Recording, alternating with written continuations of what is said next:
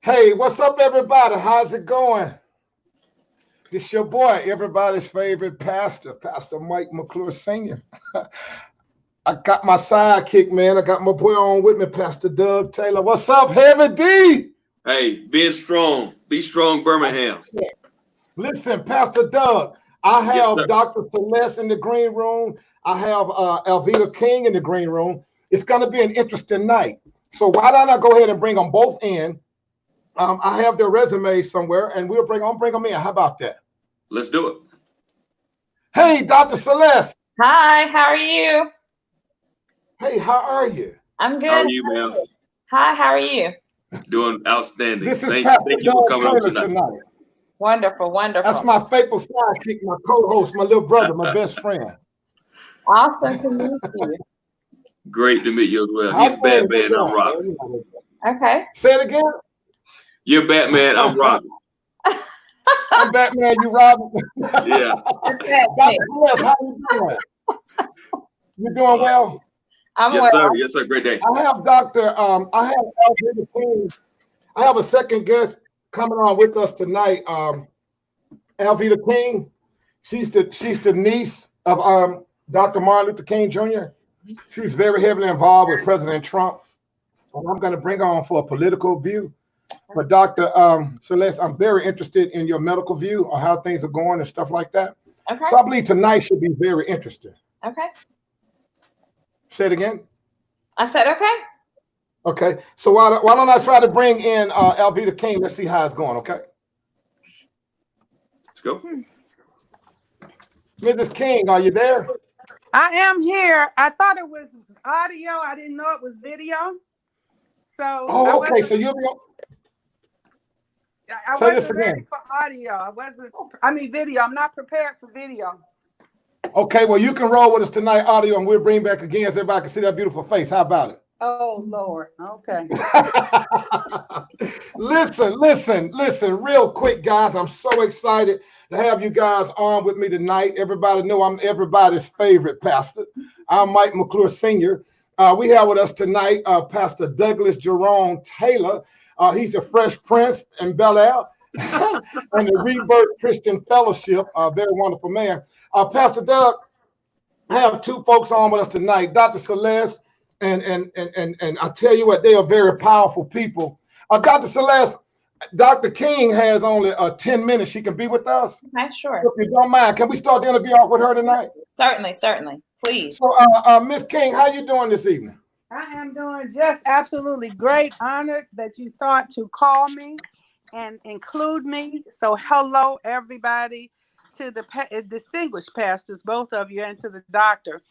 And my middle name is Celeste, Dr. Celeste. I'm Alvita. Oh, wow. Wonderful. Now, Dr. King, you are probably one of the busiest women in the country right now. It's amazing. I'm 70 years old. Wow. And I'm not flying right now because I'm sheltering in still. I've been out around the city and things like that. Right.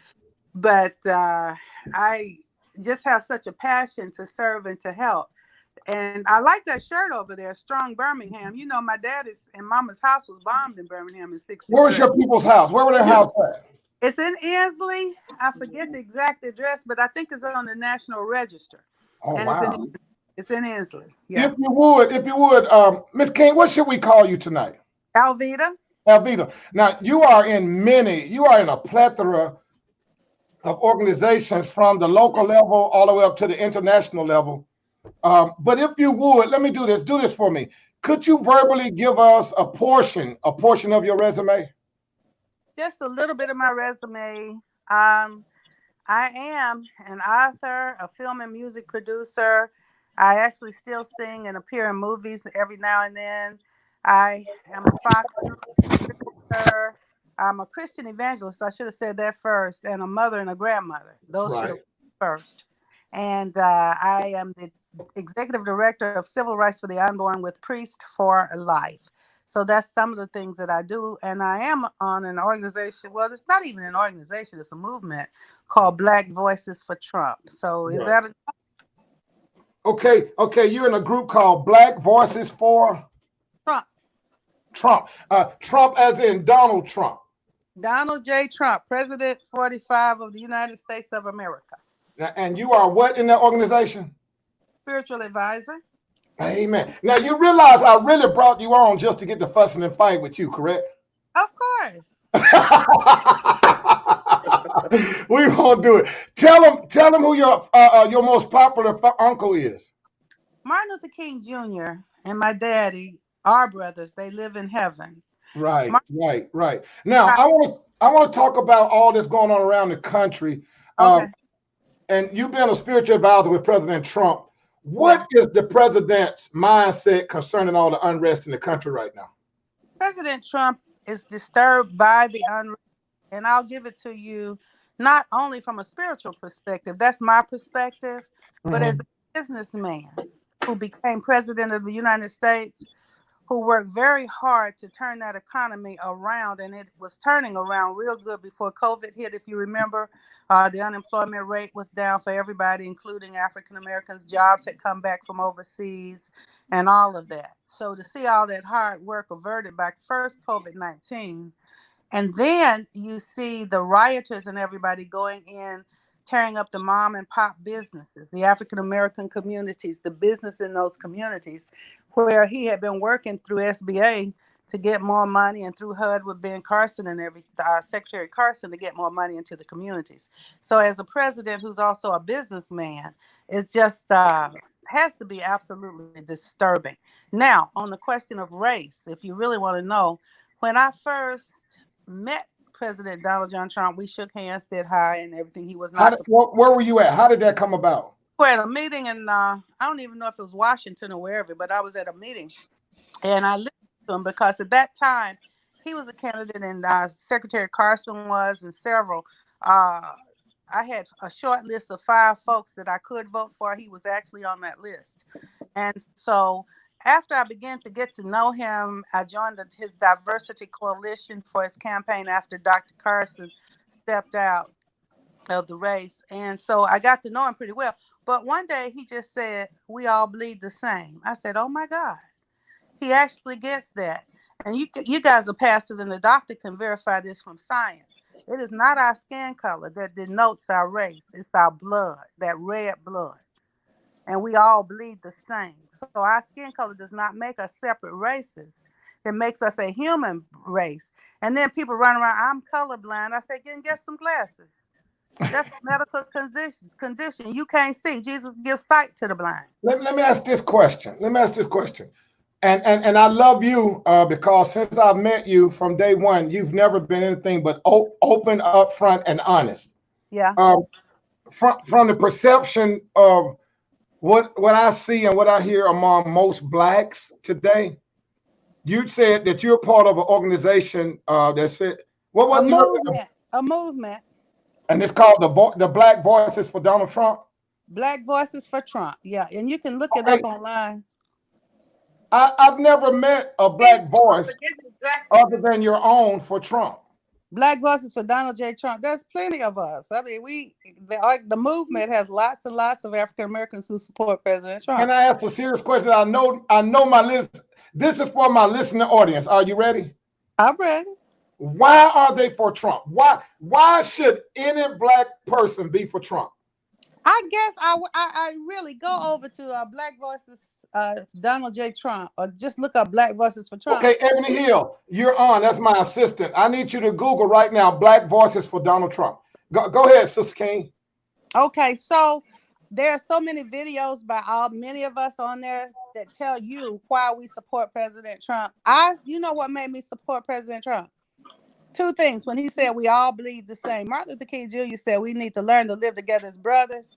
And I added sisters, or perish together as fools. Well, you can't be brothers if you separate races. You might be cousins. Right. So I said, wow, he gets it. Then he said we could say Merry Christmas again. And then at that time he was a candidate, and I was going around to the store shopping for Christmas. Happy holidays. I said, no, Merry Christmas. And then people were acting mad and all of that. So I wanted to say Merry Christmas without getting cussed out. So I liked that. He said the jobs need to come back over here so people can go to work. Right. And then he pardoned my goddaughter, Angela Stanton King, got a pardon. She had done a felony, had her baby chained to a bed in the jail, all that. She was one of many Black people who have gotten pardons under President Trump. So all of those are my reasons. Historically Black colleges and universities had to go begging to Washington every year with a congressional Black caucus that couldn't do any better. And President Trump looked at him, he said, why do you have to keep coming every year? Look, I need to give you several billion so y'all don't have to do that. There's no dignity in that. Wow. And he did it. So people don't know that. So thank you for asking the question. Can I ask a question? Yes. So and that's a wonderful statement to say that we all bleed the same, and I agree. My concern is we all bleed the same, but we don't all bleed as much. That's true, and he knows that too, and he doesn't. He's working. As a matter of fact, I was invited up there last Thursday to sit with the vice president, who's reporting right back to the president. And then February, there was a room of about 30 of us at a round table with the president. Then we went over into one of the other rooms in the White House, and it was full of African Americans expressing these same concerns. So President Trump does not support riots. He really thought it was horrible what happened to George Floyd. And he immediately told them right away.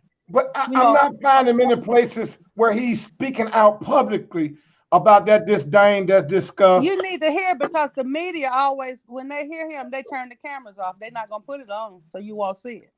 Wow. But that doesn't mean he's not doing it. They literally turn the cameras off. I've seen him do it. I've been in a room with him, with us, and they turned off the cameras and we report anything he said. Okay, I have someone on my live feed asking the question, is she getting paid to say this? No, I don't get paid. I don't get any money from President Trump personally, nor the administration. I really don't. Because God told me if I did that, then the people will go say, oh, they're paying her to say that. No, I don't get any money. But I don't find anywhere where the president has said anything positive concerning Floyd or the situation. Well, tell your administrative assistant, your executive assistant, or whoever to look up President Trump's statement about George Floyd. There are several. You're not going to see them in the news because the news turns it off. Wow, that is actually amazing. So how many Blacks would you guesstimate to be a part of that organization? Oh, we've got about 50,000 hits on some of our social media all the time. 50,000 hits? Yeah, and there's a hit that I ran across the other day,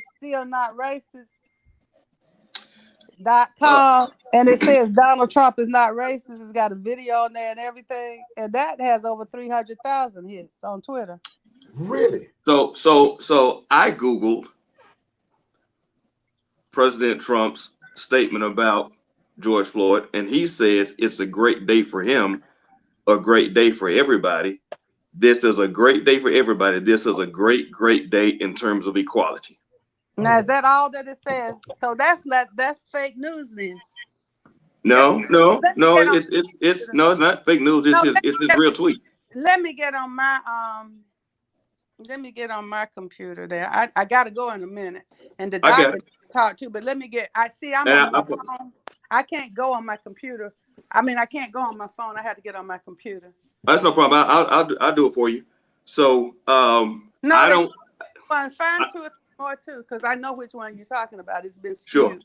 Sure. I'm wondering in what context could this be considered a great day for Floyd, a great day for everybody, let alone a great day in terms of equality. I don't see any equality. And I know this. I don't see much of anything equal about the disparity of deaths of African Americans by the hands of police officers. I don't see anything great about begging for your life. I don't see anything great. I don't see. Hold on 1 second, man. Yes, ma'am. I didn't cut you off, so and I want to be respectful, but please, ma'am, if you wouldn't cut me off. I don't see anything. Keep going. I just need to look at my stuff while you're doing that. Go ahead. Yes, ma'am. Yes, ma'am. Thank you. I don't see anything great about little Black boys wondering if the police officers that they see at Walmart may be in fear of them and kill them by mistake. I don't see anything great about that. I see this as one of the only thing great I see out of this moment is African Americans are more vocal. They are more consistent.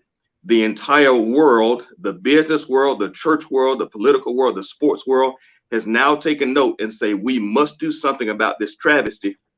That is the only great thing I see in terms of what has happened after the death of George Floyd, Ahmaud Arbery. I see nothing great about this except for the fact that people are aggravated and tired and saying something must change. Okay, So I got if you can enlighten me, I'd appreciate it. I want to. I'm looking them up now. Just a second. Yes, so ma'am. as the spiritual advisor to the president of the great United States of America, how often? No, I said I was a spiritual advisor to Black Voices for Trump. Oh, I got you. Okay, I got it. Yeah. I'm correct. I did not say I'm a spiritual advisor to President Trump. He has some, but I'm not one of them. I got you. Okay. I got you. I got you. Wait a minute. Let me ask this question. Someone asked the question, what does he mean by make America great again? Okay, I'm still disturbed by this other one, but making America great again, helping people get out of jail that don't belong in jail, helping people get back to work, helping Black colleges and universities, helping bring jobs back from overseas. And those are the kinds of things that help to make America great again. Okay, I've got to get that thing. Do you believe in your heart that America has ever been great for you and your people? America is better than it's been in a long time. I do not believe America has ever been great. Okay. So America is greater than it has ever been. So instead of saying make America great again, you think it'd be better saying make America better then? That is the slogan that he chose. I support him with it. I understand why he said it. But America is better than it has been in a long time. Okay, now President Trump speaks on George Floyd, says justice will be done May 27th, 2020. All right. And so he spoke out. He had demanded that they do the investigation swiftly. I'm looking for that. This is on TMZ. Okay. This is on TMZ. POTUS tweeted Wednesday about George's death, saying, at my request, the FBI and the Department of Justice are already well into an investigation as to the very sad and tragic death of Minnesota of George Floyd. Mm-hmm. I have asked for this investigation to be expedited and greatly appreciate all of the work done by local law enforcement. My heart goes out to George's family and friends. Justice will be served. Now that's on May 27th on TMZ. That was on TMZ. May when? May 27th. Everybody look at the May 27th on TMZ. President Trump's statement. This is the same person that said in a rally years ago, we would have strung them up. Okay, he did. Did he? Okay, I'm not saying he did not say that. But guess what? George Wallace said a lot of stuff, changed his mind, repented, and became a Christian, right?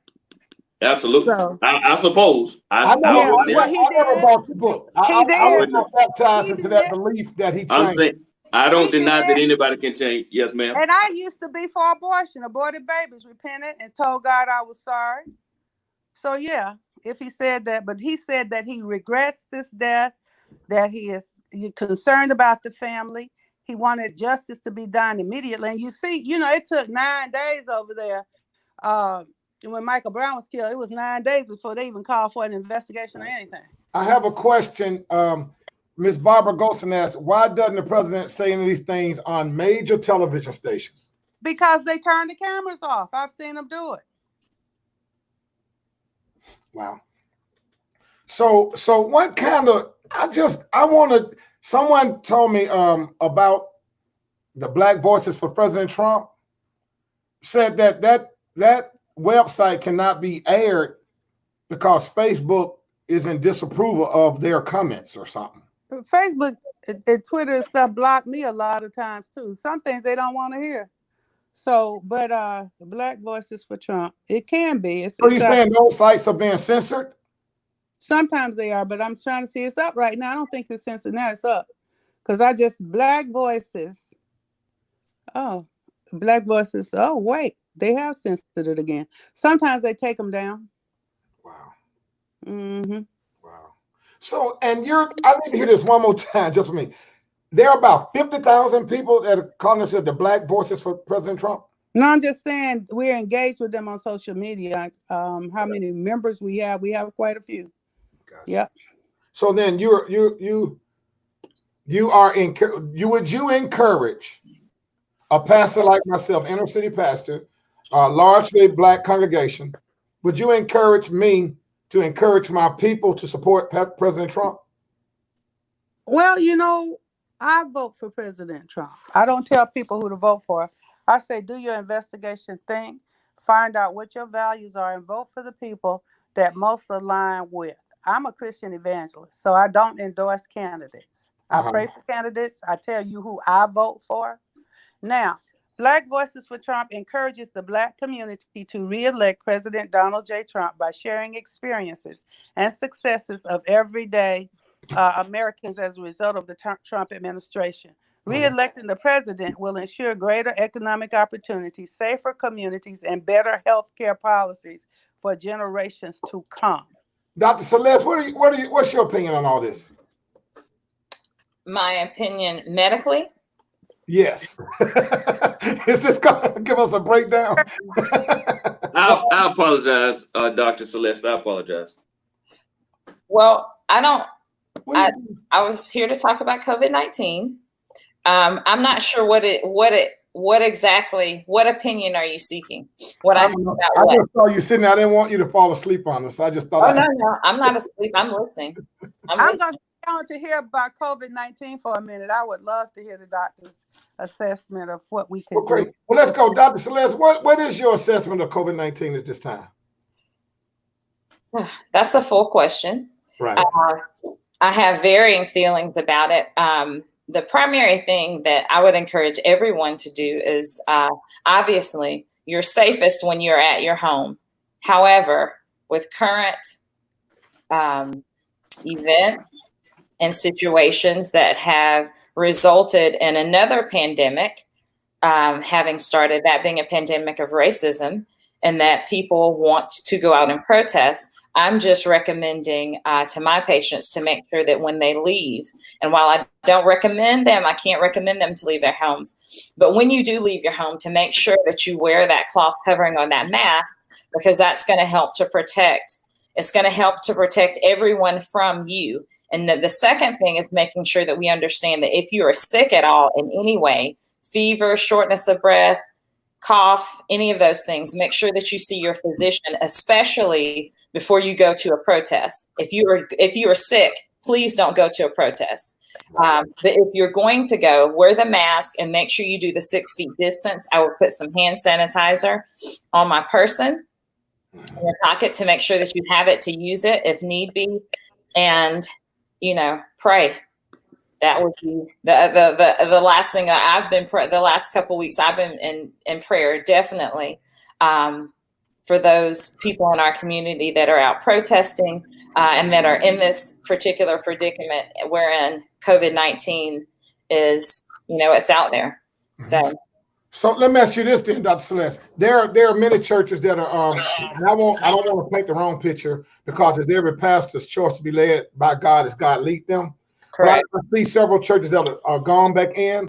Mm-hmm. I've met several pastors that I met a couple pastors that actually never stopped meeting. Mm-hmm. And all these different Alabama? Yes, in our communities, trust me. They had smaller congregations, but they met nevertheless.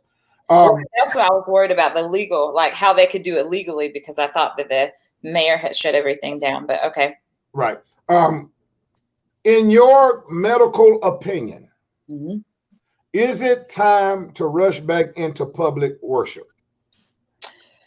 Oh, Pastor McClure, that's a full.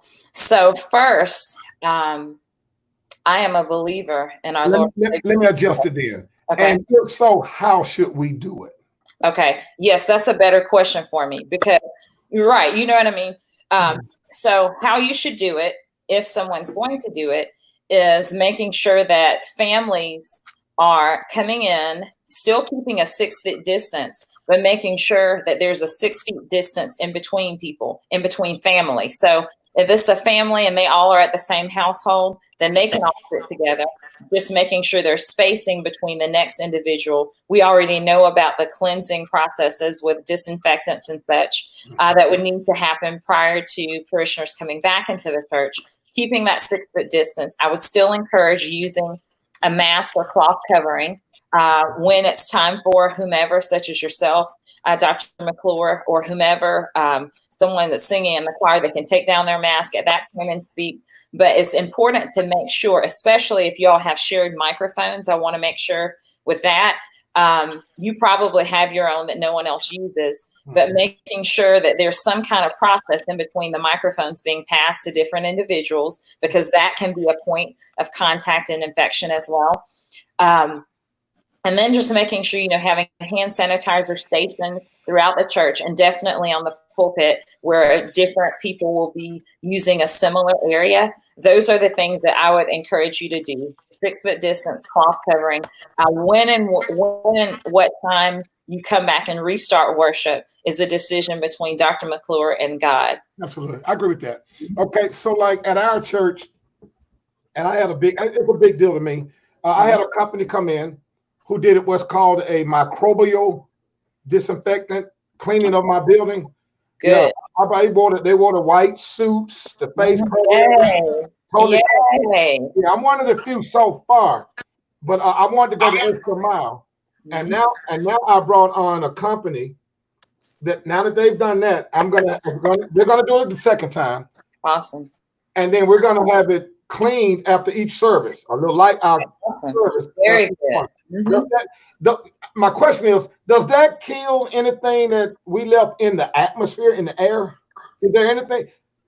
So some of that cleansing that you do in between is important. So definitely keep that in there. The fact that you have taken the steps and measures to get a company that comes in that does antimicrobial cleaning is even more important, because that means they're using products that will help to kill the virus. Mm-hmm. And so if we know that we're clean, before parishioners come in, and if you clean in between, it helps to decrease the likelihood of spread amongst parishioners. So all of that is absolutely great. As far as the respiratory droplets go, Lysol is the biggest thing that we have that will help there. Wow. But the other part is, if everyone that comes in has on a mask, right? Mm-hmm. With the exception of, though, you may have some older patients that are vulnerable, older patients in their 70s, 80s that have comorbid conditions where they may not be able to wear a mask, especially if it may be someone on oxygen, those kind of things. You just want to make sure if most people have on a mask, though, it's going to decrease the respiratory droplets that are in the air. So that's what's going to help there. And then a little light Lysol will help with that as well. Wow. Mm-hmm. Gotcha. May I ask the doctor a question? Go ahead, Dr. King. Sure. Okay. My doctor, because I have a doctor of orthopathy and some really cool chiropractors and all of that. Mm-hmm. And just all kind of medical things. But I was told that because I'm African American and I am 70 years old, all of that, I needed to increase my vitamin D, my zinc. Mm-hmm. I have a nasal Simply Saline spray that I spray at least in the morning. Mm-hmm. My mom's like 88, so we are on that regimen. My mom actually had those COVID symptoms in November and in January. They came back. Okay. So not have to get on a respirator or anything like that. And I have been sheltering though. And so I'll sit out in the sunshine, mm-hmm. hot sun every day for a little while. Is that an old wives' tale or a fable, or is it good to get that vitamin D from the sun and to take zinc? Okay, so the first question I want to answer, is it good to sit out in the sun? Is it an old wives' tale? Absolutely not. Sitting out in the sun directly helps your body to produce more vitamin D. Whoa. So that does help, 15 or 20 minutes at a time. You still need to make sure that you're using, though, an SPF, something to help, a sunblock lotion or agent that's going to help you to not increase your risk of skin cancer, because Black people do get skin cancer. It's not common, but we do get it. So you want to make sure you're using a sunblock when you're out there, but 15 minutes at a time is absolutely great. It's not an old wives' tale. It is true. I am encouraging, and I encourage all of your parishioners, Dr. McClure, to take a multivitamin.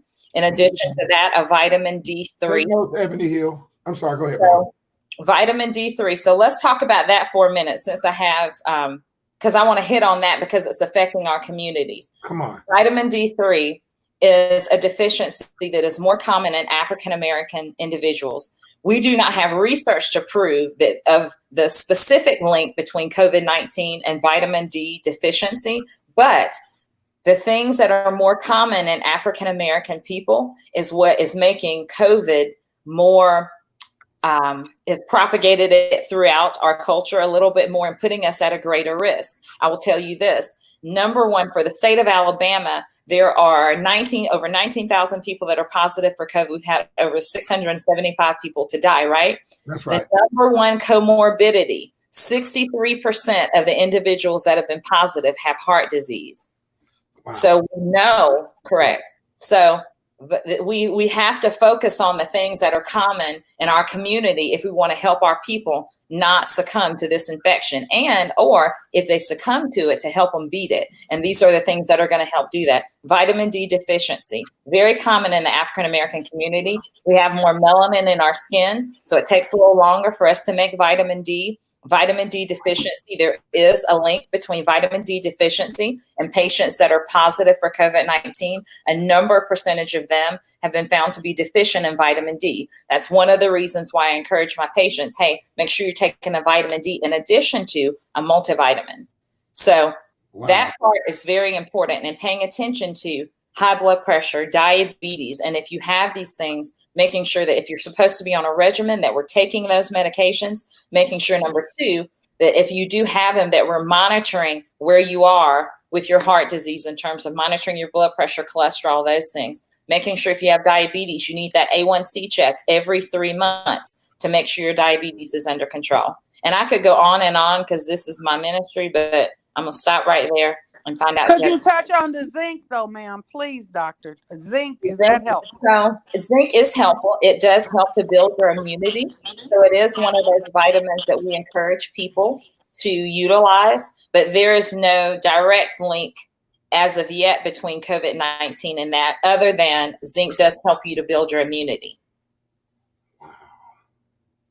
Okay, let me ask this question. And you're Pastor Sutton's member, correct?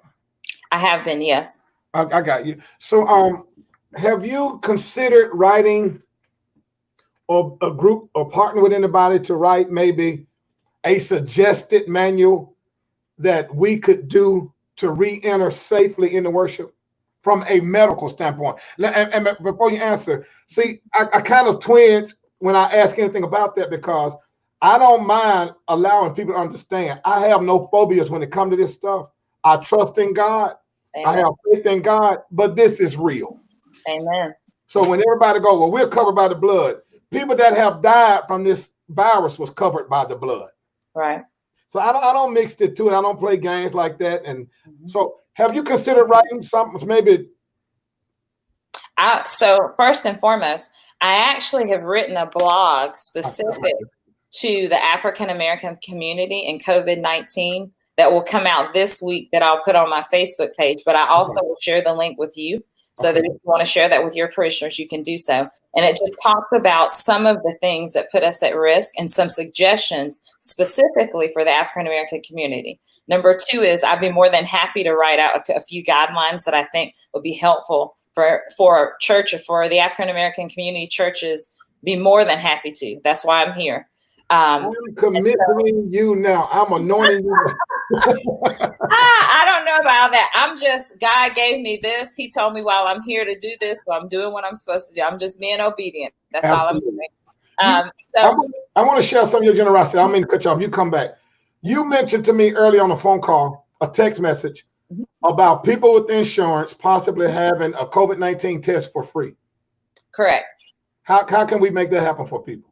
So it's going to take a couple weeks to make sure some of the, and just to share in case anyone's listening, they may not know, I worked for an urgent care center for 17 years and went out into business for myself as of last year. And so having gone out into business on myself, I'm not currently credentialed with any insurance companies. That's not an issue, but we recently have started that process so that we would be able to help people that have insurance. Insurance is not it's not a fun game for physicians. If you talk to any physicians, they'll tell you, and it's not recommended when I came out into business, but that's a whole nother long story. But right now what we're dealing with is we have a pandemic. I have the knowledge and experience to be able to help my people, and I'm going to do that. And so we are in the process of, so it should be just a couple weeks. We're waiting on a Medicare number to be able to do that, but being able to test people and them get free testing as long as they have insurance. Yes. Great. That is so great. Great that you're doing. I appreciate you. But go ahead, finish with a second. And then make sure before you go to get everybody information to find your blog. Okay, certainly. So the last thing that I was just going to say, there are a couple of things I wanted to say. We talked about wearing the cloth covering mask. You want to make sure, because some people are like, when do I wear what kind of mask? If you're going to the grocery store, if you're going to the pharmacy, these are places that we know a lot of people have been in, right? Some people in our communities do not recognize or do not acknowledge the depth of this kind of illness and what it can do.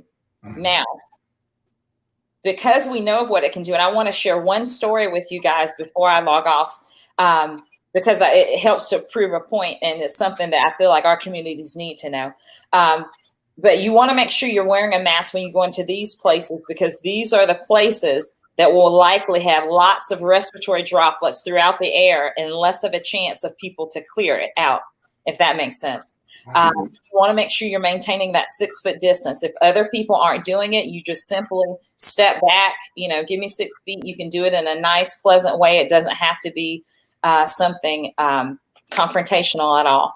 You want to make sure, now I want to make sure everyone gets this, make this a part of your normal daily habit. And that is, until we get a vaccine, everyone needs to make a part of their habit avoiding touching their eyes, their nose, and their mouth. These are the entryway points for the virus. And so it's very important when you leave your home, think about it. When you get ready to scratch your eye or your nose or such, think about, hey, have I washed my hands before I do it? And making sure you wash your hands after so that you don't infect yourself.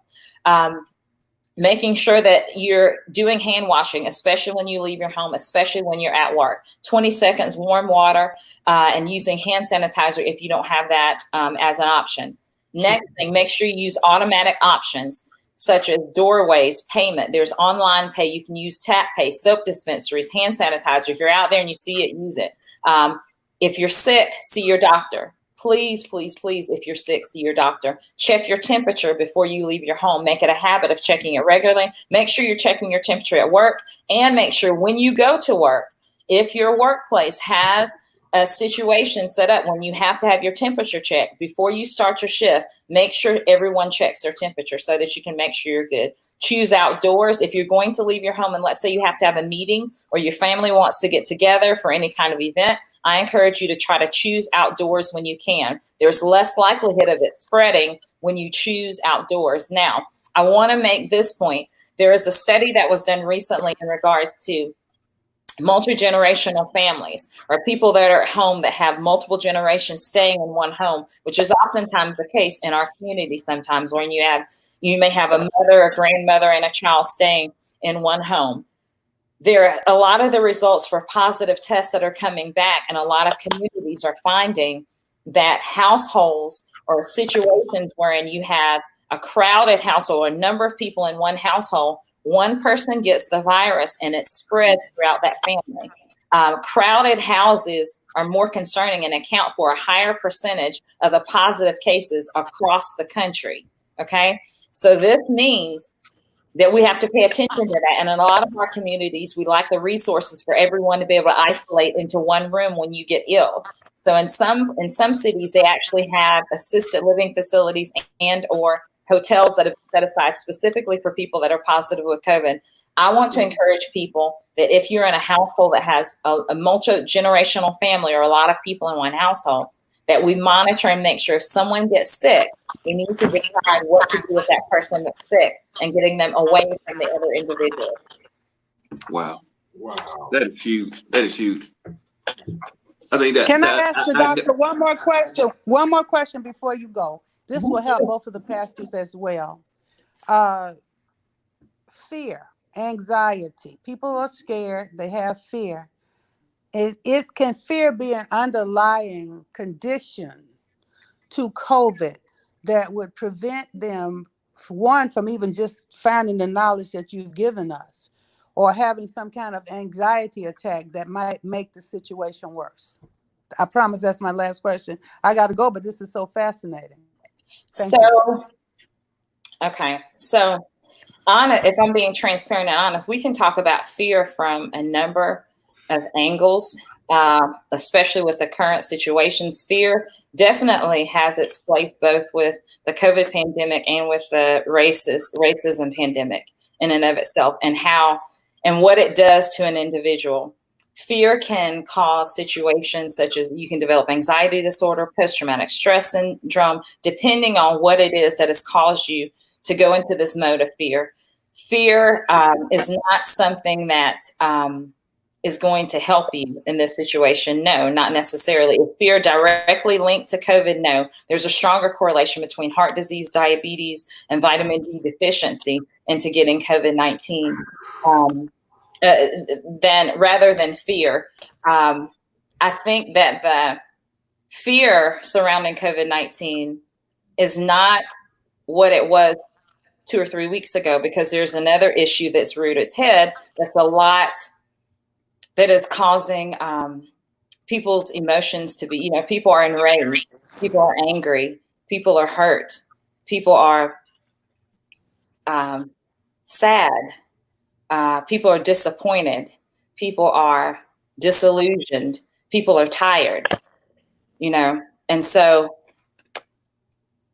there's not a lot of fear that I see people exhibiting now about COVID-19, which is why I shared that I'm praying about it and praying against it and believing God to heal this land of this disease. And I believe if we all gather together and pray towards that end, that will happen, because he can heal it. God can snap it away in just a blink of a second if he wants to. Yeah, he's not searching for an answer. We are. Right.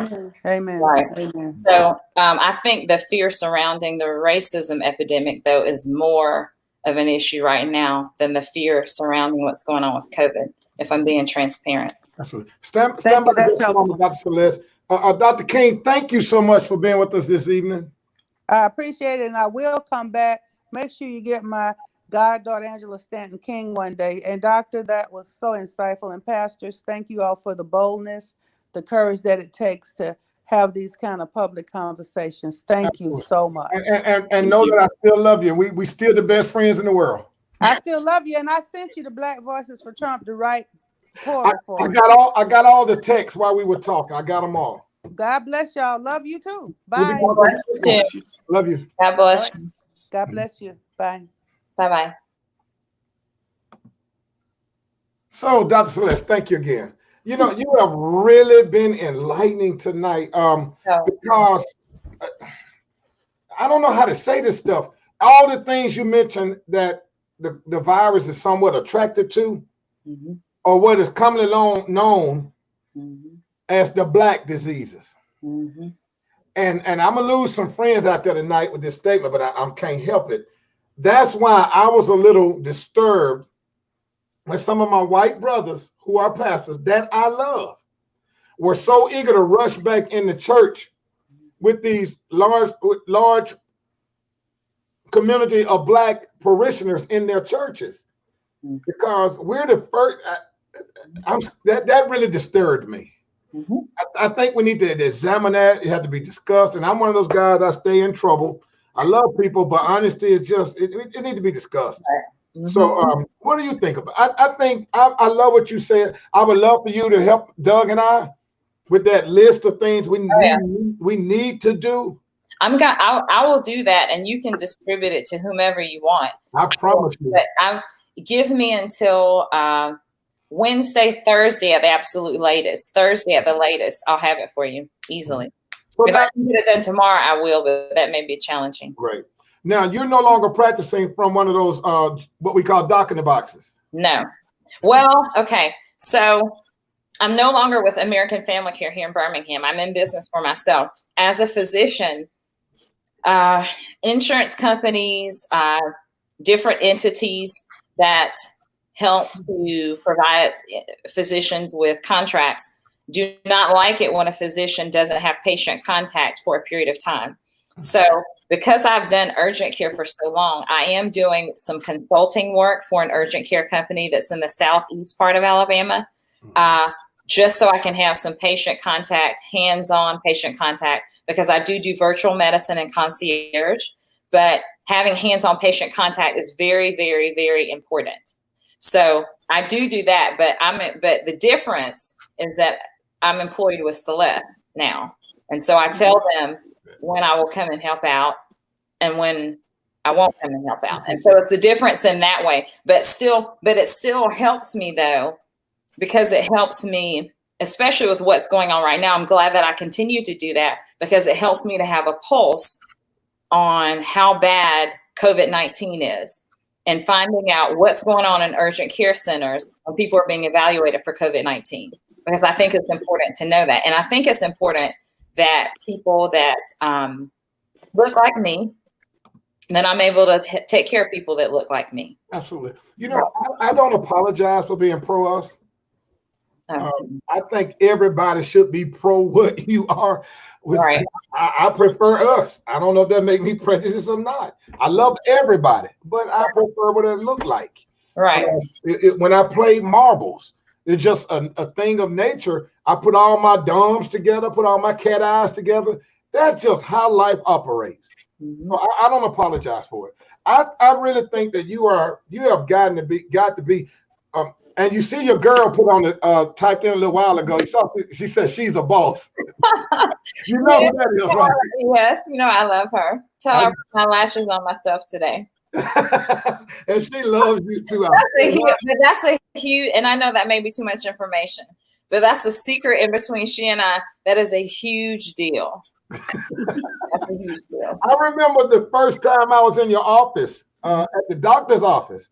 Mm-hmm. And I think I was with my wife, Angela One, but I was just round with the mouth.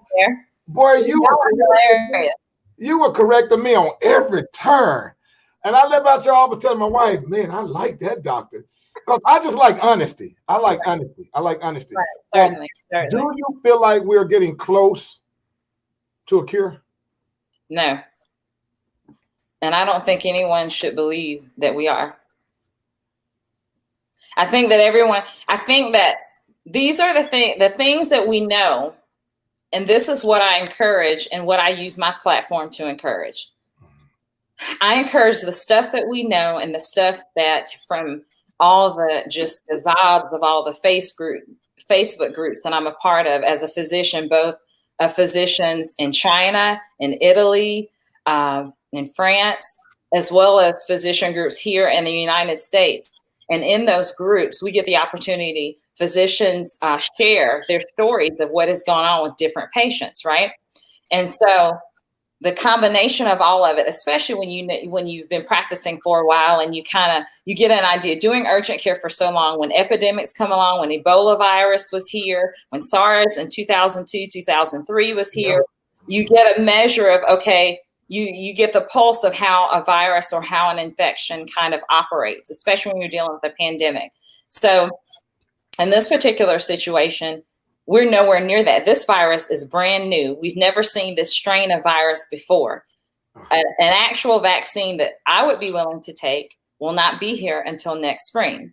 There may be a vaccine that comes out before then, but I will not be taking that vaccine myself.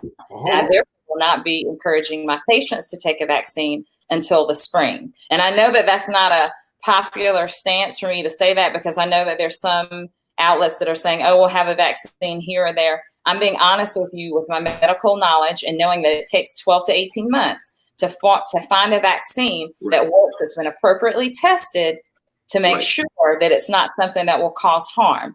Now, knowing that, I think that it is important that we do the things that we know. So I'm being honest. I'm real, and now, you know, I don't work, and not that I would have not been honest before, but now I work for me, so I'm not censored by anything. I can share with you what my experience has been as a physician, having worked in urgent care, knowing the pattern of viruses and infection and how they move. And in addition to that, just kind of following, okay, this is how this patient presents. This is how that patient presents. And I'm able to continue to do that through, you know, doing things with urgent care. Now I'm doing telemedicine, seeing patients from different states because they relax the guidelines. So I'm able to treat, and have been treating, some patients that are positive for COVID that live outside of Alabama. And so you just kind of combine all that. And I didn't set this up. God set this up. I didn't do it. He just, you know, did this. Right. So, but I'm saying all that to say, so with all that experience and what I've had in treating patients and dealing with this kind of situations, I'm encouraging wear that cloth covering or the mask, which the mayor, hands off to Mayor Woodfin, because he's made some really, really bold moves to help protect the community that a lot of people wouldn't have been willing to make, and he's doing it to protect the African American community. So hands off to him. The cloth covering or the mask is important. Don't let people make you think that it's not. And I see the post on Facebook. I see people calling it a hoax, which is kind of a slap in the face to some of the families. You know, you as a pastor, I'm sure that you've had, you know, have heard families where, you know, 2 and 3 people out of a family of 7 or 8 are dying. They are dying from this virus. So it's not a hoax. But the things we know is wearing the cloth covering, doing the 6 feet, and we know that it's passed by that respiratory droplet. So what we do has to be centered around trying to contain that respiratory droplet, or trying to make sure that it does not pass from one person to the next. And some of these measures are going to do that. That's one of the reasons why I said, make it a part of your person, like your natural habitat. Just like when you walk in the room and you turn on the light, when you walk into the house from being outside, from being out, you know, work, wherever, take your shoes off at the door, wash your hands. You're getting ready to put your glasses on, or, you know, deal with your AirPods, clean them. Make sure that you've washed your hands. Make sure that you wash off the rim of your glasses, because people that wear glasses take them off and on, both when they're in the home and when they're outside of the home, so that when they do that, the virus is so minuscule, it's so tiny, it can live for days on certain surfaces. So because we know that, we have to operate in that way. And theoretically, I don't know what happened. We still have you audibly. Okay. I'm here. I don't know if you can see me. We can't see you, but we can hear you perfectly well. Okay, awesome. So, okay, there it's going to start again. So you just want to make sure that we're cleaning these areas, and that we are mindful of that, mindful of where you touch. Does everybody have to have gloves on when they leave their home? No. I actually recommend you not wear gloves, because they can be a petri dish and you can reinfect yourself. So it's better to wash your hands. Right. So I feel like us making these things a part of our normal habitat until next year, when a vaccine comes out that we know works and that we know has been tested and it's been enough time, that, you know, then we'll know. Right now, you know, we're just kind of learning things, and, you know, and being honest. And some people are doubtful and hesitant because they're like, oh, they don't even know what this is. It's a new virus. So we're having to learn how it operates. We're having to learn how to kill it. We're having to learn how to prevent it from spreading. And so as we find out these little things, it's important to make that a part of our daily habitat when we can. Are you taking new patients? Oh, yes. Mm-hmm. Okay, I have people on my line. I want all your information. I want you to see as many people as possible. Okay, no problem. No problem at all. Go ahead, Pastor Doug. So, Dr. Celeste, quite honestly, my wife and I have had this conversation. Several of those tips that you suggested should just be basic hygiene practices anyway, correct? Yes. These are things that my mom, you know, when we used to go outside and play kickball, I grew up in Montgomery, and the 5 of us, I was one of 5 kids. We used to go out and play kickball with our friends. When we came back in, the first thing my mama made us do is stop off at the bathroom and wash your hands. Right. So, yeah, basic things. But not today, though, it's the difference between COVID-19 and not. And for some people, it can be the difference between living and dying. Right. And so that's why it's important to do it. And then you want to follow these things, not just, and I want to make sure, not just for you, but you want to do it for your mother, right, for your grandmother. Right. You want to make sure that your cousin who has lupus, or that your aunt who's young but has, you know, some other kind of autoimmune condition, you want to make sure that she doesn't get sick and that you don't bring it to her, because I have seen cases wherein, you know, there was a case this week, a 2-year-old got it, right? And it's not common in kids, but she got it. Her mom didn't get it. The dad got it, but the mom gave it to someone at work. Wow. I've been through all kinds of training because of different jobs I kind of dipped and dabbed in my past. Mm-hmm. So I've had extensive hazmat training. Ah, okay. Yeah, it's amazing. So instantly when they started with the gloves, I told my wife, we're not doing that. Okay. Not the glove deal, because people don't understand how to wear the gloves. Exactly. I was just at a place today, my wife and I, we were out going to the grocery store, and we have this little thing we call car fries. And what that is, when we're out for a while, she said, let's get some car fries. That means stop somewhere and pick up something until we can get home and eat. Right. And I'm in the place, and I won't call it because it's really nice guy on the place, but he had on his gloves. Mm-hmm. But the guy did the cash register, then went back and prepared somebody's sandwich. Right. In the same gloves. And I lovingly, politely said, sir, would you please change your gloves before you service me? And what we need everybody to do that. Absolutely. We need everybody. Don't just let them make your food, and don't eat it. And don't, I can't tell you not, I don't want to cause any issues, so I'm not going to tell you not to pay for it, but don't eat it, make them remake it, whatever. But don't just sit there and take food in a situation where you know that they've touched an object that could cause infection for you. Mm-mm. It's amazing. I like how you said it. I'm going to keep that. I do steal things when I hear them. You said those gloves are like, they become a petri dish. Yes. With germs. Yes, they are. Pastor Doug, like you had a thought on your mind? No, I love it. I'm absolutely loving this conversation. I see that someone has a question. Do you think those in the medical field will have to take the vaccine? Right. I put that up there so you can catch that. So now, a lot of it depends on where you work. And whenever I hesitate like that, it's because I want to make sure I hit all the points. So it depends on where you work. Most places, what I would not do though, I'm not taking the vaccine until next spring. Whenever I take the vaccine, you all will know it because I'll post it on my Facebook page and I'll be telling people, go take the vaccine. If you look last fall or just whenever throughout my social media, I encourage people to take the flu vaccine because it helps prevent you from getting the flu, right? Mm-hmm. So we did that last fall when it hits September, October. Hey, everybody get your flu shot. Now, this is a time when it's going to be important that we get that flu shot this year. We all need the flu shot this year. Not the normal flu shot. The normal flu shot. The normal flu shot. I won't take the new vaccine though. Even if at the urgent care, they were like, oh, because most places will give you the option of taking it. They don't like literally force you to take it. But I know that I won't take it until it's been at least 12 to 14 months, until I know that they've had an opportunity to do all the testing. They may come out with a vaccine this fall for COVID. I'm not going to take it.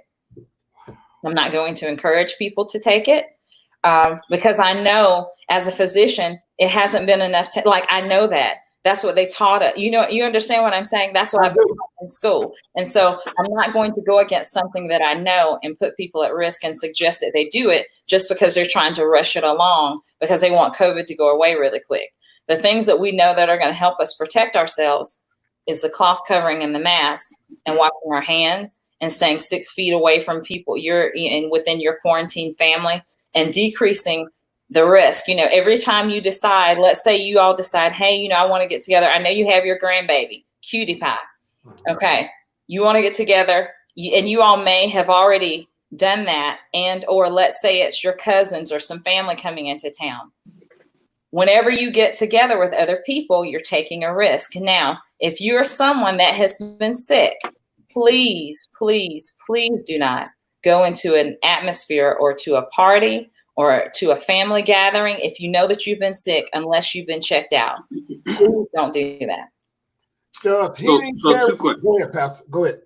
So what my thought was on this, on the initial vaccine, do you think that vaccine is more research than actual vaccines? Similar to, I mean, I don't want to say like the Tuskegee experiment but do you think that that could be more research? You just scared the world, Doug. So you don't want to say Tuskegee experiment. So, and I get your point, Pastor Taylor. I get your point. And that is, well, and the first thing is that they're not going to call it research. And as a physician, I can't tell you that, oh, the CDC is doing research. I can just tell you that if the CDC says, hey, take this vaccine, then it's something that has gone through all the regimens and all the steps that it needs to go to. There are actually people that perform research, that take the vaccine, and they actually pay people to do research, as in, hey, we want you to take this and figure out if they have COVID or if it responds. So technically, it will not be called research.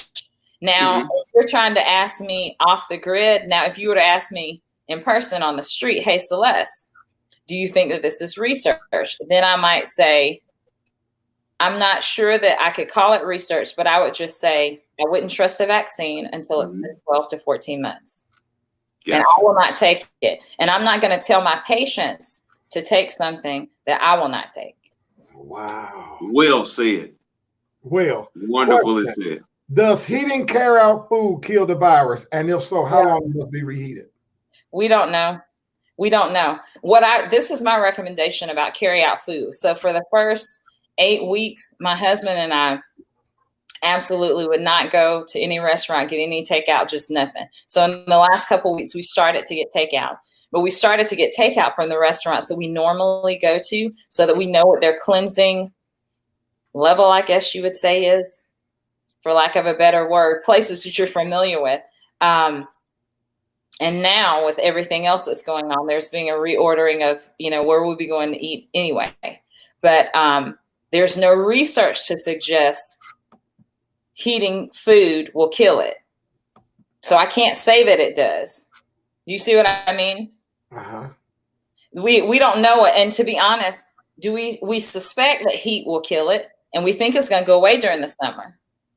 But right now we're in the middle of another pandemic, and protests are going on. They're needed and necessary, but they're going on, right? Right now. So we'll see. We won't know until a couple of weeks, to be honest. I'll let you go at this question. I know your answer, but someone else might be thinking the same thing.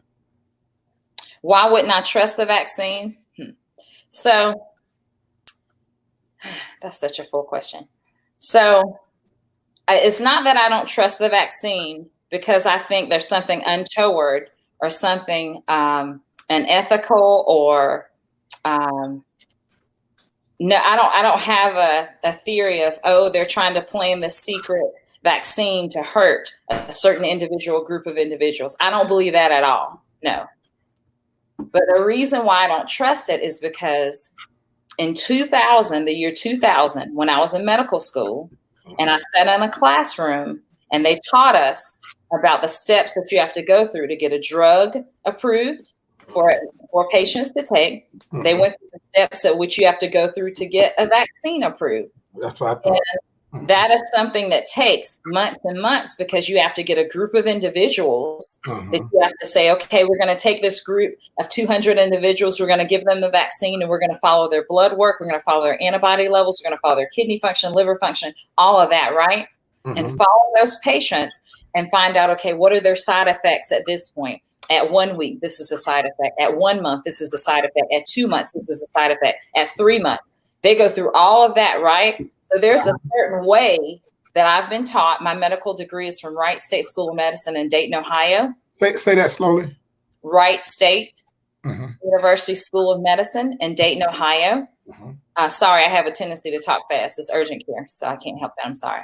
But so in that school, and it's a very good school, I was taught how we approve vaccines. All the vaccines that I recommend to my patients, the flu vaccine, the pneumonia vaccine, hepatitis vaccine, all these vaccines have gone through certain levels of testing prior to them being approved. That process takes 12 to 18 months.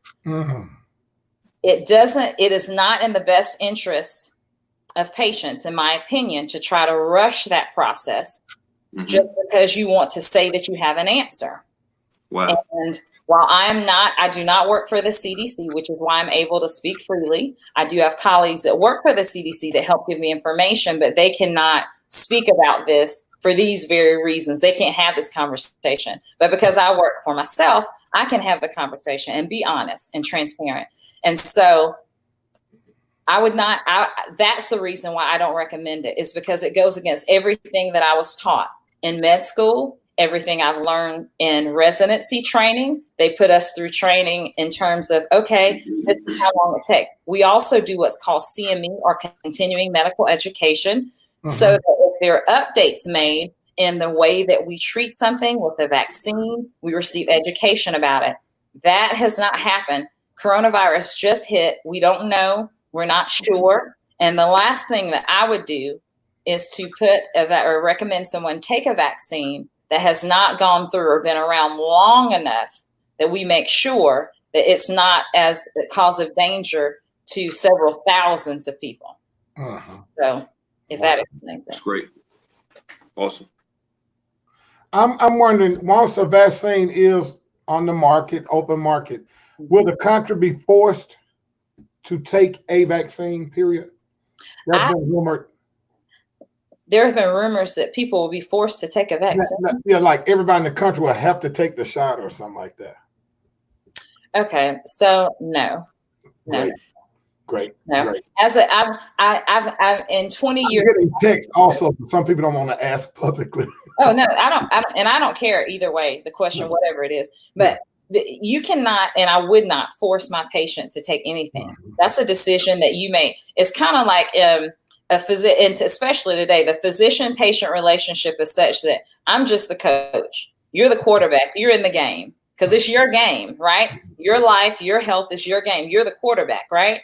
And you have all of your supporting people, such as your family, your offensive line, so to speak, to help protect you.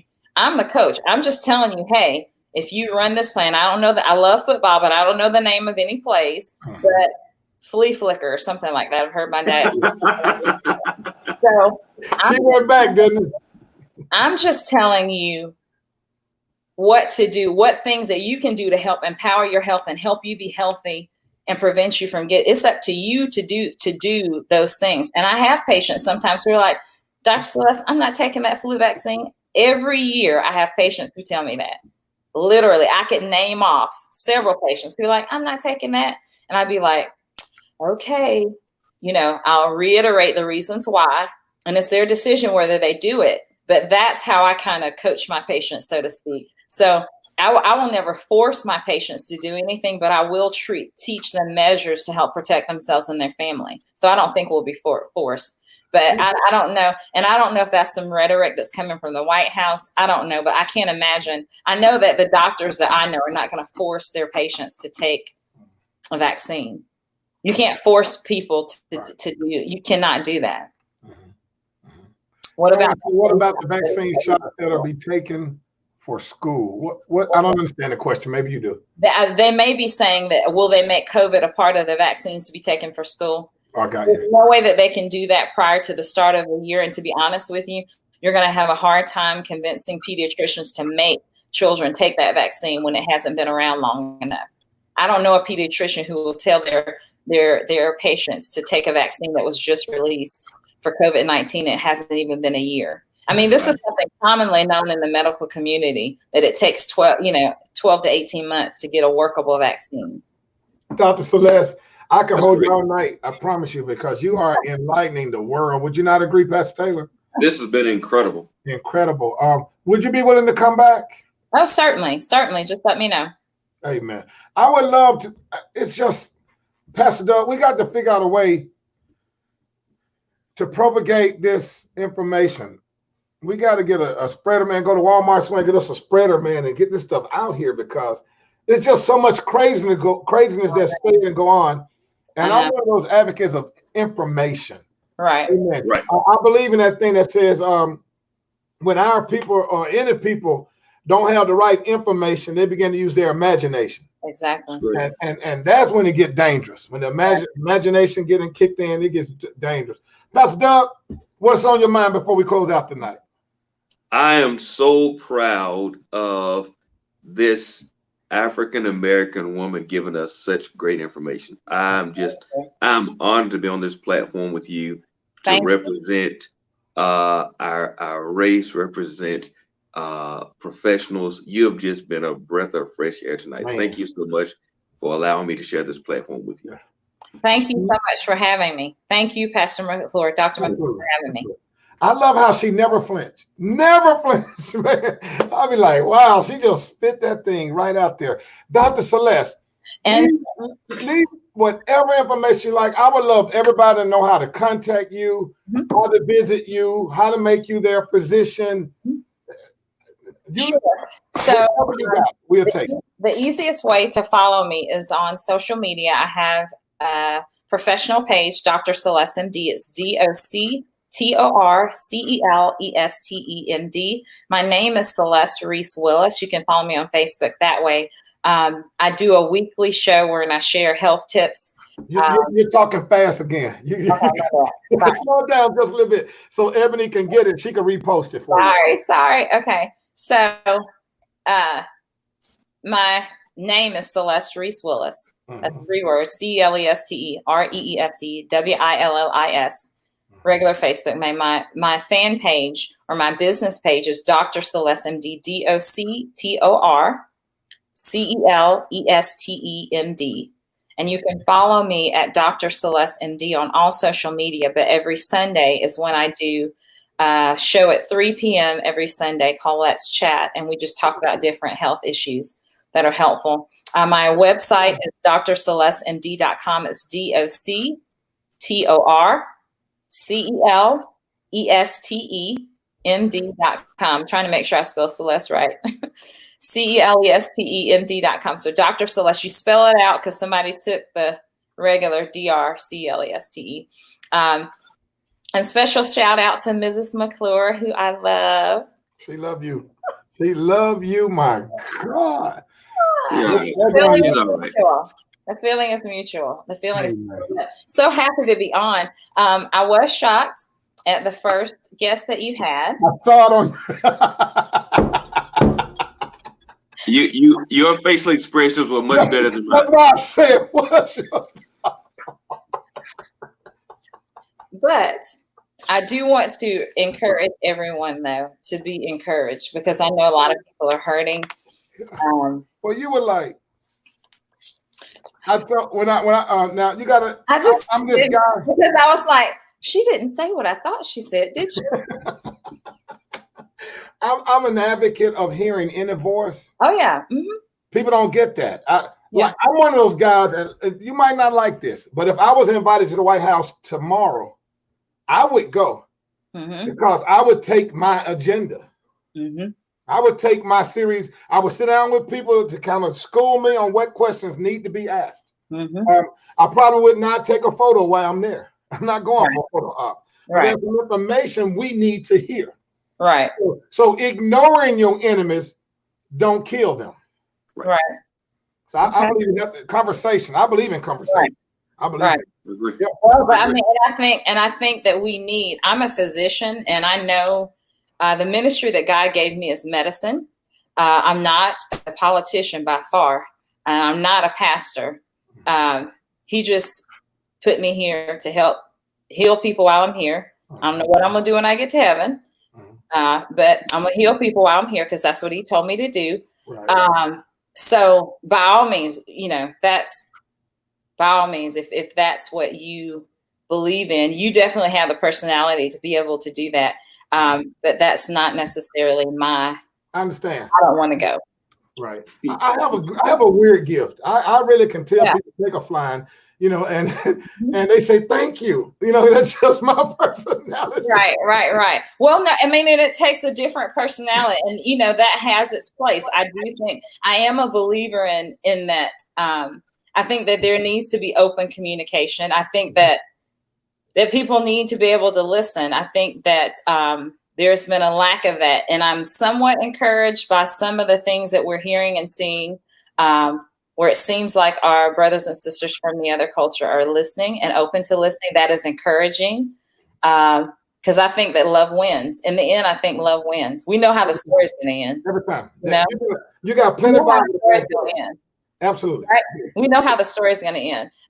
That's for you to do, because I have no desire. None. I don't know. I think there's some preacher in you. No, well, but not to talk to Donald Trump, though. I get it. Yeah. Well, me either. Not to talk. I'll pray for him, but I don't want to speak. I understand. I have no desire to go, but I don't think I would turn down an invite. Right. I think it'd take a guy like me, and I'm being honest, and I would have a ball. I would have a ball. By all means. I mean, but God gives us different things. I mean, absolutely. You know what I mean? Guys, I'm not an autograph speaker. I'm not really impressed by people a lot. I think I'm too egotistical sometimes to be impressed and all that old stuff. So I don't be caring. So I can go sit there now and hear all the gobbledygook, and then ask my question: what about my people? Right. And deal with it. Look at Doug looking at me like he ain't lying. What you thinking, Pastor? I wouldn't go because I'd get arrested. I wouldn't make it back. Right. I wouldn't make it back. Like right. 3 minutes in, I'm in jail. You can't be like that, man of God. No, I'm gonna tell him truth. I'll speak truth to power. Wait a minute. Look at this person right here. End up in jail. Look what that person said when you said that, Doug. Well, ladies and gentlemen, thank you so much. I think tonight has certainly been an amazing evening. Yes. Dr. Celeste is giving her information. Make sure you guys look her up on Facebook or all social media outlets. Let's connect with her. I'm going to do my best periodically to get her back whenever I can and let her speak to all of us. All of our hearts have been made to feel good. Dr. Celeste, I thank you again. Much appreciated. You've never been anything less than class act #1 professional. And my family as a whole really love what you're doing. Thank you. Thank you so much. Thank you for having me. And thank you, Pastor Taylor, as well. Absolutely. Thank you. Pastor Doug, again, thank you, man. I love you so much. At this time, Doug, I'm going to let you give it last words, final remarks, closing prayer is on you tonight. Take us out, bro. Well, my closing remarks would be the scripture says, in all that get understanding. The most important thing that we can do is seek to learn, seek to understand, and not just be understood. Even our platform tonight, we had an exchange of dialogue. We had differing views. But what I pray that we can all walk away from is that we can disagree without being disrespectful. One of the greatest things we can ever do is have a conversation. Dialogue matures us, it grows us, it allows us to express our thoughts because we are designed to share, to engage. And so times like these help us to have times of exchange, growth, maturity, and allow us to express our hearts. There's nothing greater than being able to share where we are and relate to other people. So my prayer for us tonight is that our city, our country, our community, our world will heal. And with all the things that are going on in this country, even our city, I shared that we are dealing with curfews, we're dealing with COVID-19, we're dealing with KKK, we're dealing with cries for justice, but the answer is always the man, Jesus the Christ. So Father, today I thank you for the opportunity that we can gather together around your word. You said that in the multitude of counsel, there would be safety and wisdom. Thank you for what you've shared from this diverse assembly of people, God. And I pray that what has been spoken tonight will bring us hope, bring us wisdom, bring us answers, God. Father, I thank you that even in these times, what is a surprise to us is no surprise to you. You have all the answers in your hand, Father. You said that you would withhold information, but it would be our wisdom to seek it out. So we seek you for answers for our lives, our country, our family. We seek you right now for answers for how to handle these moments. And Father, I pray right now for those that are wrestling with this COVID-19 crisis physically, emotionally, financially, God. You said you will provide all of our needs, and we trust you for that tonight. Thank you for this opportunity to engage each other and engage you in Jesus' name. Amen. Amen. Amen. Thank you both. I love you all so much. Okay. Bye. Thank Good you, night, my friend. Have a everybody. great night. I'm Mike McClure, and I approve this message. Peace. God bless.